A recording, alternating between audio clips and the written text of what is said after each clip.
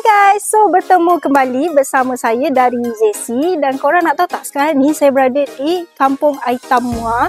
Dan korang nak tahu untuk rumah di belakang saya ni dah pun siap sepenuhnya. Dan tak lama lagi kita nak serahkan kunci kepada tuan rumah. So, saya review sikit kepada korang. Untuk rumah ni berkeluasan 1104 kaki persegi, mempunyai 4 bilik dan juga 2 tandas. So, jom saya bawa korang kita review rumah ni. Let's go. So korang, saya nak bagi tahu korang, di bahagian luar rumah kita gunakan cat kali cuaca dan kita berikan 2 tone color, iaitu satu Great Escape dan juga Sweet Escape. So korang, yang ini adalah bahagian koridor. Untuk koridor ni berukuran 4x11 kaki dan kita berikan mozaik bersaiz 1x2 kaki. So korang, untuk rumah ni kita gunakan pintu safety door dan kita berikan pintu 1 daun setengah. Tada! So sekarang ni saya berada di bahagian ruang tamu. So untuk ruang tamu ni berukuran 14x11 kaki. Korang tahu tak, untuk rumah ni tuan rumah dapur masukkan sedikit demi sedikit perabotnya. Sebab tak lama lagi kita nak serahkan kunci kepada tuan rumah. Korang tahu tak, untuk bahagian dalam rumah ni kita gunakan kod color drifting bar.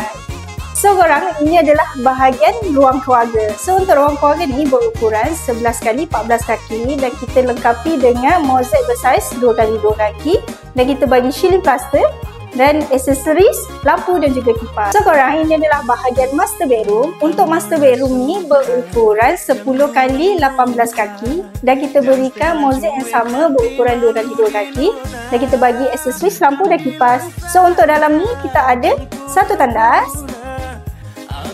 Dan ini adalah tandas cangkung. So untuk tandas cangkung ni berukuran 4x6 kaki dan kita berikan mozaik dinding dan lantai bersaiz 1x2 kaki.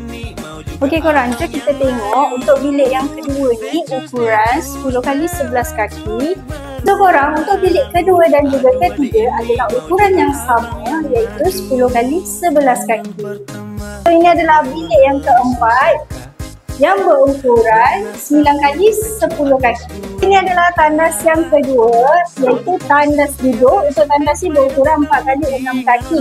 Di bahagian tandas ni kita berikan mozaik dinding dan lantai 1x2 kaki. So korang tengok di bahagian ruang makan ni cantik tak? So untuk ruangan ni berukuran 15x10 kaki dan kita berikan mozaik bersaiz 16 inci.